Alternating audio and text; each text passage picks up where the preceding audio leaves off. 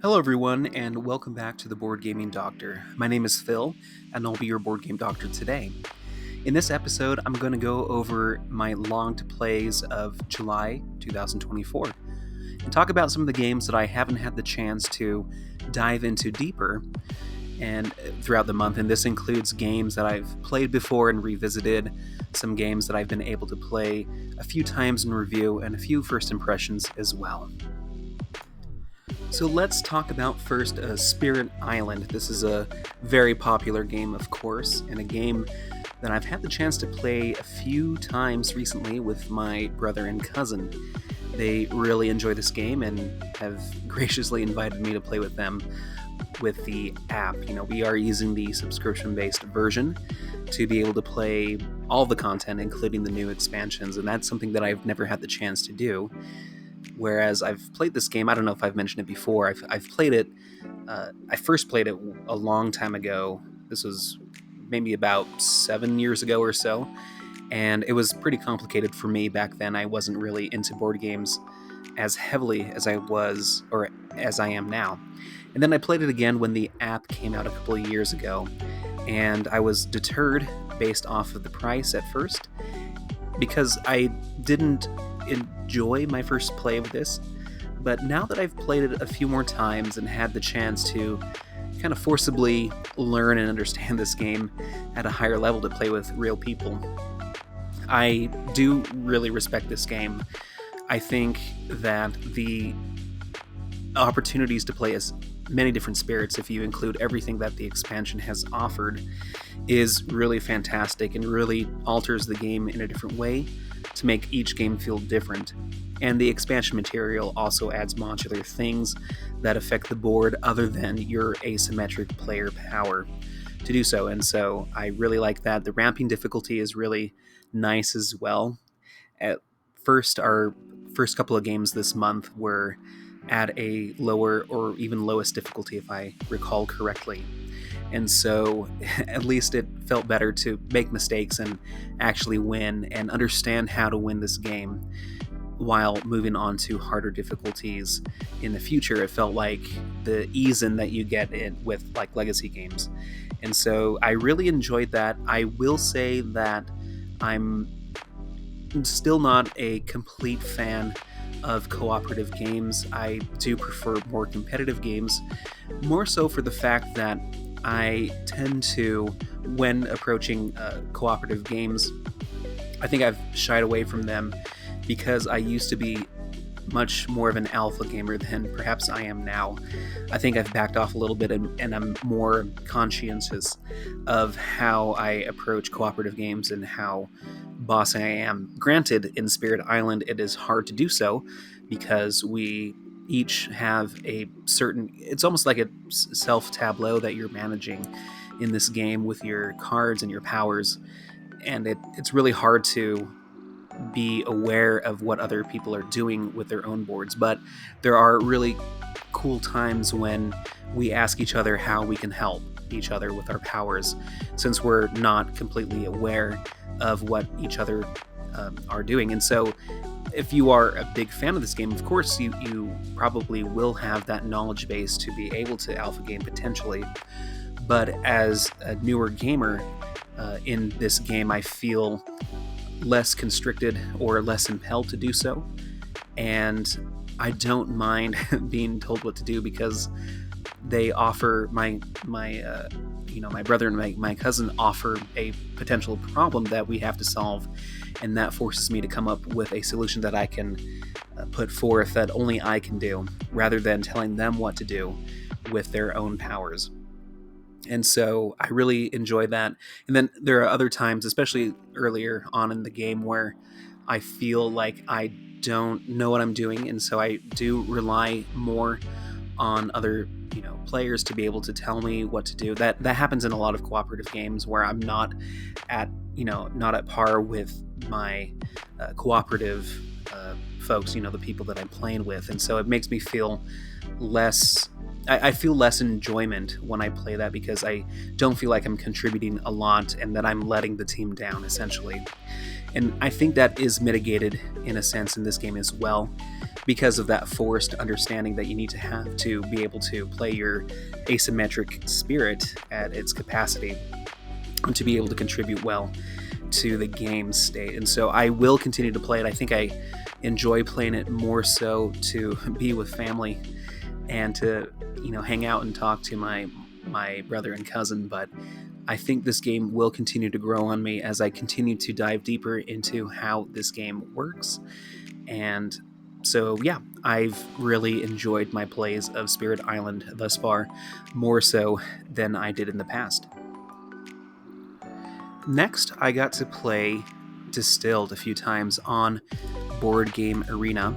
I'm going to show a demonstration of that game here on screen, which I soundly lost. And so Distilled is a game that a lot of people now know, especially with Luthier on board. You can check out my past video on that from a week ago. But Distilled, you are essentially creating a tableau of a brewery and creating new and different types of beers, utilizing the cards in this market to be able to do so, to upgrade your brewery as well, using premium ingredients, etc., all the while trying to fulfill public objectives to gain as many points as possible. So I've mentioned this before, I really enjoy the mechanisms behind this game as well as the thematic integration. The push your luck mechanism of brewing your beers feels what I imagine to be very thematic, in the sense that you don't know what's going to come out of that casket. You can put as many good ingredients in as you can, but there is still random chance for it to be as good or perhaps better or even worse than you were hoping it to be. Now, I do really respect and appreciate this game as well, because I wasn't able to win because I realized that I was able to brew some of these higher scoring beers during my game here, but I failed to really pay attention to some of the objectives that were available during this game. And so, to me, that denotes a lot more of a depth to this game than perhaps meets the eye. It's not as simple as hoping for the best cards in the market to be able to play to your character's strengths, as well as the tableau that you slowly build throughout the game.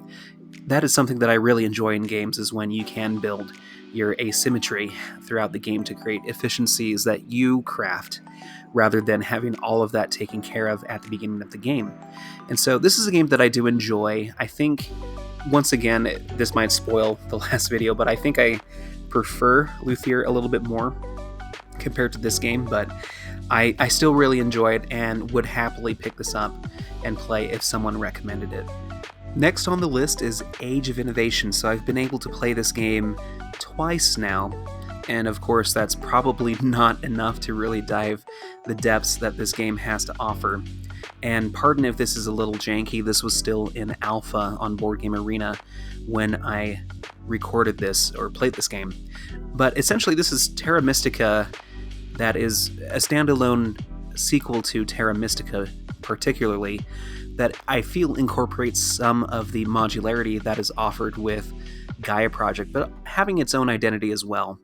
You have a map that is static like Terra Mystica, you have 4 tracks that you're advancing on as well.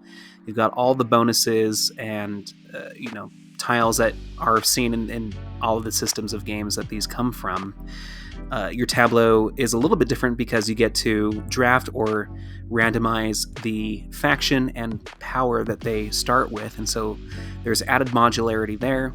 There's also this board, in addition to the city benefits that you can gain, similar to Terra Mystica. You have a new resource in books where you can spend them to gain some of these innovation tiles, which offer some additional asymmetry, similar to the tech tiles that you see in Gaia Project, in my opinion. So I feel like this game combines the competitive feeling that Terra Mystica provides with the static map and knowledge of these factions, with the added flexibility that comes from Gaia Project, not in the sense of a modular board, but modular player powers and technology tiles, essentially. And so I feel like it is a marriage between, in my opinion, the best of both worlds. I had bounced off of Terra Mystica. It was one of the earliest games that I ever played in the more heavier realm of board games. And I bounced off of it pretty hard as soon as I started to play other games because I felt like it was a little bit too competitive and too tight and too, in a sense, quote unquote, scripted. And what I mean by that is it's very well established what the best factions are, where you can play on the map to gain the best benefits as well. There was a lot to take in strategically when I first played this game that I wasn't really willing to dive into. And still, I have issues with myself devoting so much time to this game that I don't feel as, or Terra Mystica in particular, as inclined to do so.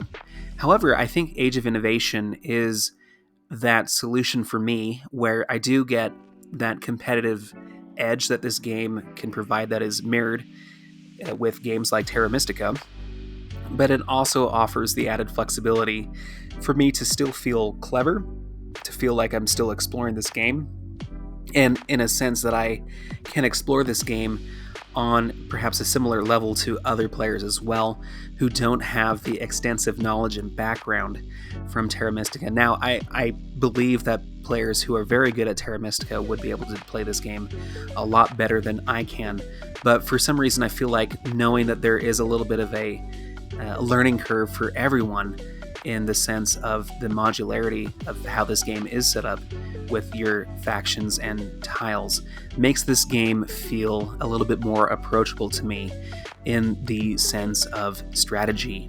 And so I'm really excited to continue to play this game. If I were to choose a game now in the system of Terra Mystica, Gaia Project, etc., I might go with Clans of Caledonia, actually, but that's beside the point. Out of the games from the same designers, I think this one takes the cake for me. This is the one that I'm most interested in pursuing, and I am grateful that it's on Board Game Arena to be able to do so at at a more repetitive notion rather than not having a physical group that I can meet with to play. So I'm really excited to dive deeper into this one. All right, next is Path of Civilization. So this is a game that I covered on Tabletop Simulator a couple of months ago when it was not as widely shared and distributed, but now it is on Board Game Arena, and at the time of this recording, this one is, I think, officially free or available for everyone to play. Development is done. So in this game, I feel like it is a competitor, to a sense, to Seven Wonders in terms of theme and gameplay. You have a market of cards that you're purchasing throughout the game instead of drafting them by giving up a hand to another player, and you're using these to collect icons as resources to buy wonders and leaders, advance on tracks, the military track, the philosophy track, etc. And so this game, now that I've been able to play it a couple more times, I do admit as I approach this game again from a few months back, the rules, I'd forgotten most of how this game played, like especially with these public objectives and things like that, and so I found myself mostly just clicking buttons and trying to see where the game would go. Obviously that is not the correct strategy, and perhaps my opinion would be different if I sought to understand this game continually further compared to my attempts when I did learn the rules on my own and play a game with or against the AI, I suppose. But I am deterred mostly by the comments that were made recently. Right before I made this recording, I've seen some strategy posts on Board Game Geek about this game from players who have started to dive into this game upon its release and denoting some of the better strategies of this game. And it seems like this game is somewhat solvable. The depth of strategy isn't quite there, which is probably at the same strategic level as Seven Wonders, but perhaps it's not, because with Seven Wonders you have the opportunity to really understand the cards, know which cards aren't in play, which ones aren't, and it has a lot of that interaction with other players as you are passing cards from one direction or the other.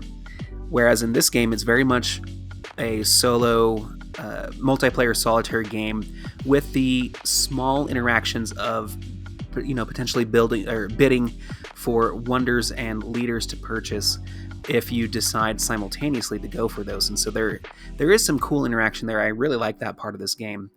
But I feel like you can look at the score right here. We didn't finish this game all the way, but I was just clicking buttons and I was only 1 point off. And so to me, that kind of says I can kind of mess around in this game and still do fine. I think you can kind of play the cards that you have and kind of go for whatever opportunities are given you and be fairly okay, or at least close to what others do. Now, this is probably not true at higher levels of play, but I do wonder if that disparity between high level and regular level of play is very slim, if the differences are very minute in this game. So I don't think the skill ceiling is here for me that would entice me to really learn and play this game. But I do like the system that this game provides, perhaps another expansion to add some complexity and additional strategic benefits and opportunities.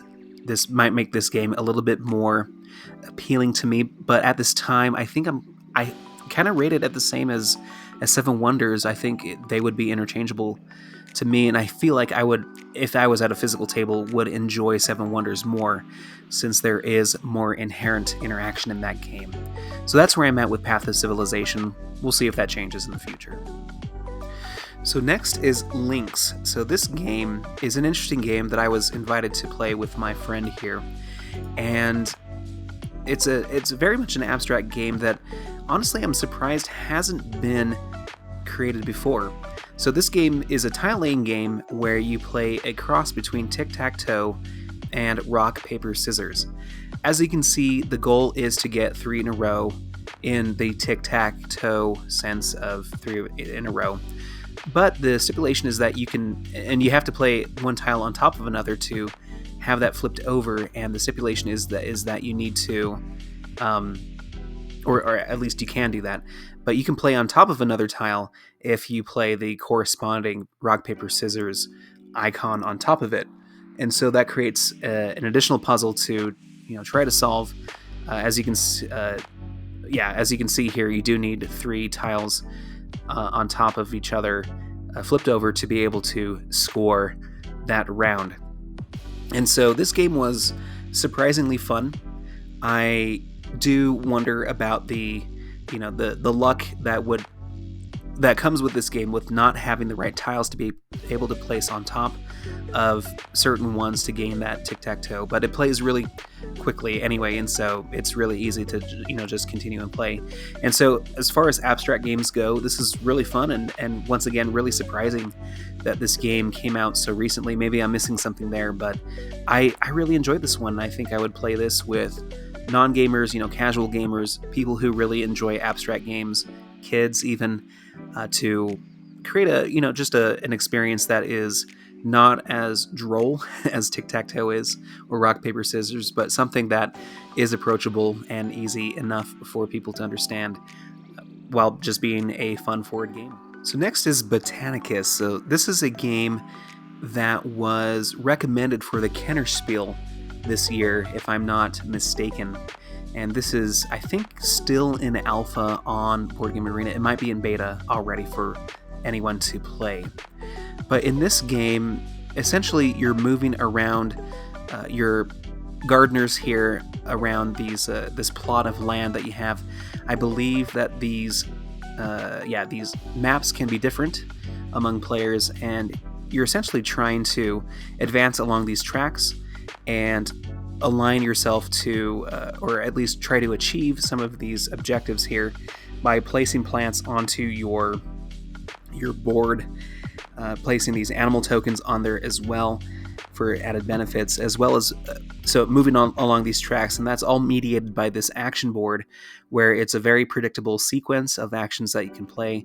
in this 2-player game, you can play this neutral marker on top of one of the spaces, and then you or your opponent have to choose one of the other 3 actions to perform, which are usually a double action. I don't know. I think this is set in stone, like in the physical version. I don't think there is much of a difference between these tracks, and so it's kind of like a rondelle, essentially, and a very predictable rondelle system that you're playing as. And so I thought this game was fine. I obviously did not do as well in this game as I was learning it. I think I picked up a few things along the way as far as how this rondelle works, as well as, major ways of scoring points. You could look to my competitor here, who really has done really well in this game. And so I think this game has a little bit of depth, but it's not my cup of tea, because there's a lot of track management in this game that I typically am not fond of. But I do like the puzzle of this board, the puzzle of the rondelle, and choosing the actions. And there's quite a bit of interaction here regarding what you can do based off of this rondelle system here. So, yeah, I think this is a fine enough game, and it's great that it got the recommendation for Kenner Spiel. And it is available if you feel like this game, based off of its mechanisms, is something that you're interested in and would enjoy. You can try it for free. So moving on to Coal Baron. This is an older game by Kramer and Kiesling, I believe, or if not, just one of those two. But in this game, you are... looks like that zoom in doesn't really help at all, but what you're trying to do is, on your own tableau, you are gathering these order cards and placing these orders that you're trying to fulfill.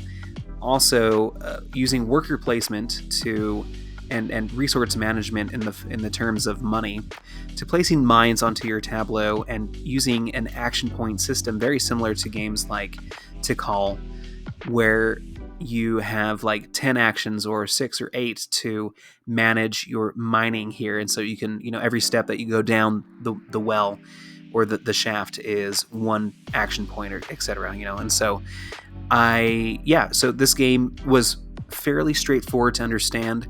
It was a lot of fun. Like I feel like this game was easy enough to intuit with the way that this game works, on how you take actions, as well as the strategic, objectives that you're trying to pursue. Is pretty straightforward, and so not a very hard game to play and understand.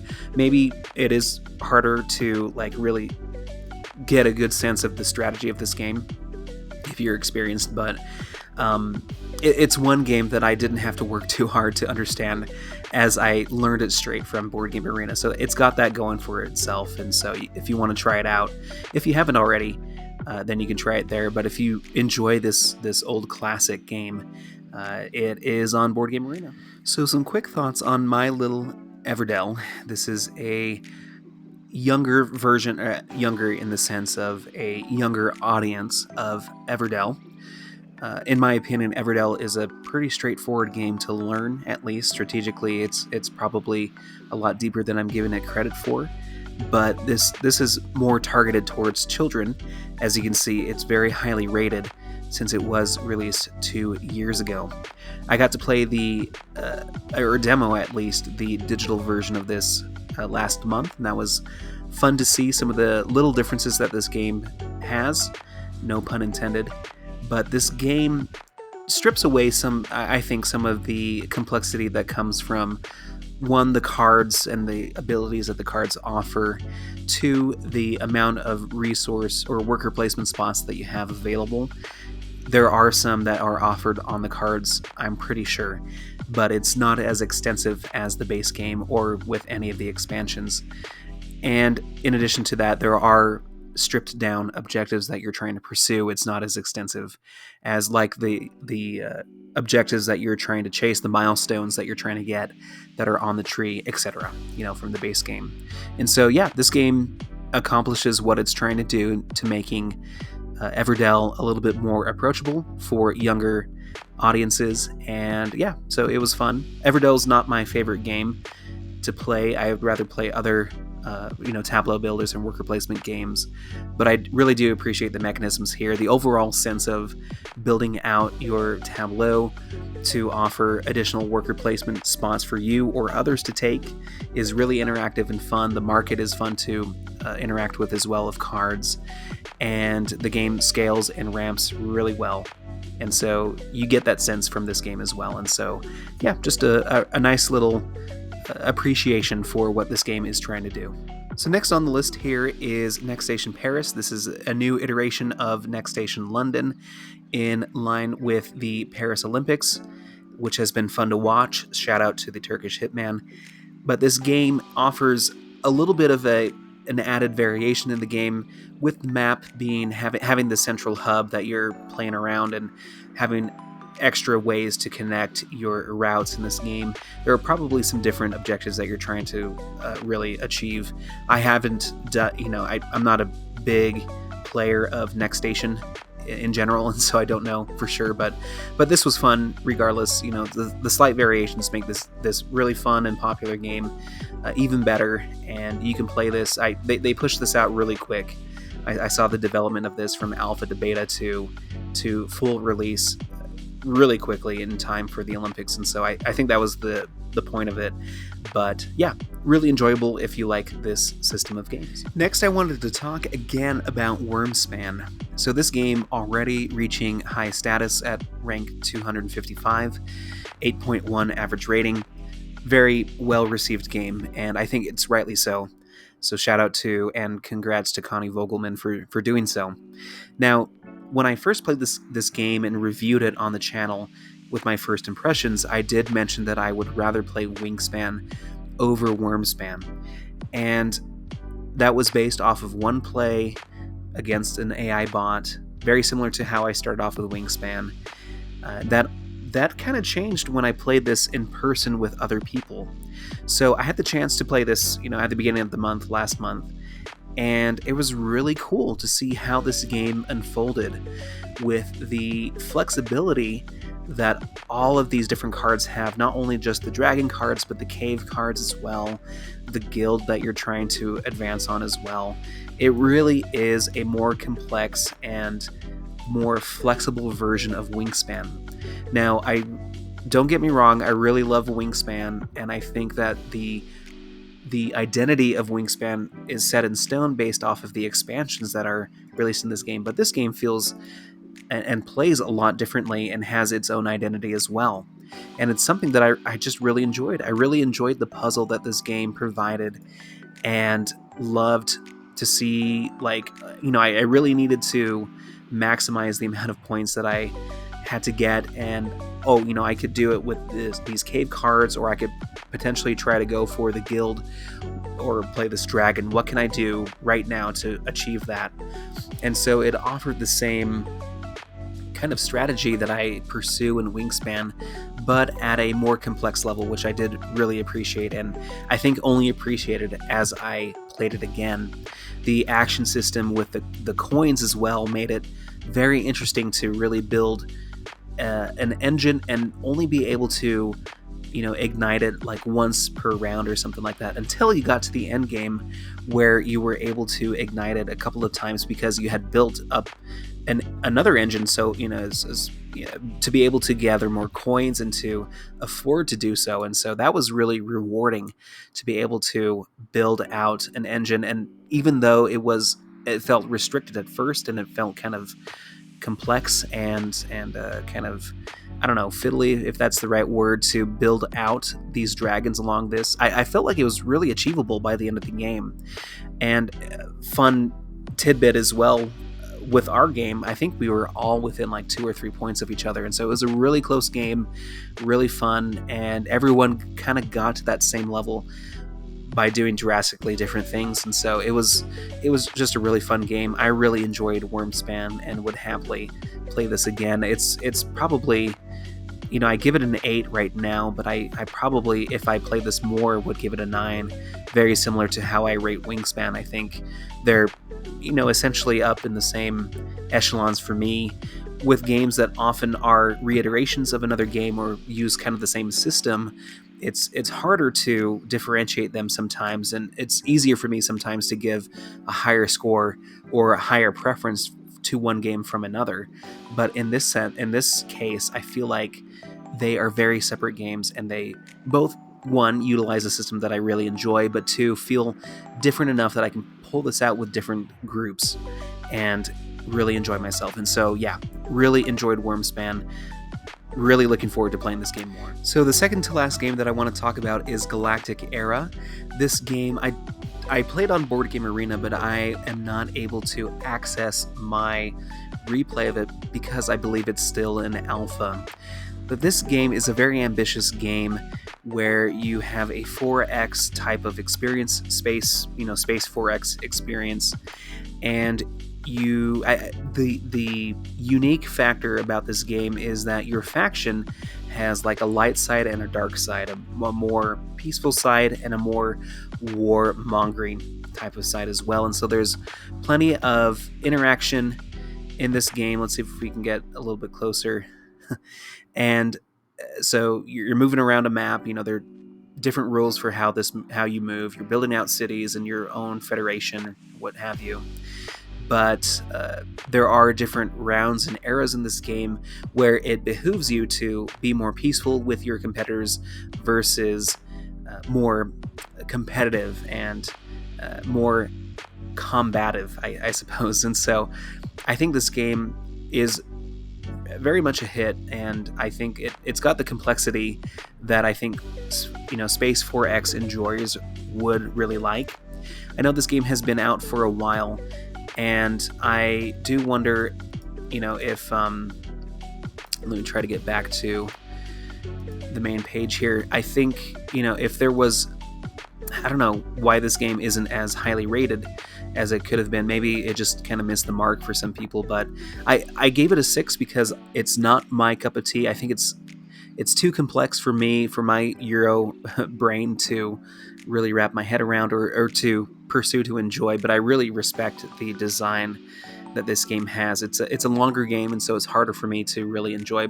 The implementation is fantastic on Board Game Arena, and so if you do like this game, there is a community out there, and so I guess this is more of a plug to those who enjoy this game to check it out on Board Game Arena, to give the plays that it needs to be fully developed, and so more people can research and find out about this game, because I think it does deserve a little bit more credit than perhaps it has gotten since it's been released. So the last game for this video is Red Cathedral. So this, I've mentioned before that this game is now on Yucata, another, like a similar site to Board Game Arena, and I'm not sure how this replay would work, but anyway, in this game, I'm coming off of this after having played the White Castle, and so it came at a very timely, in a very timely manner for me to try this game now from the same designers. But you're moving around a rondel based off of the number that is located on these dice to collect resources and claim parts of the Red Cathedral, that you use those resources to finish its completion to gain points and money.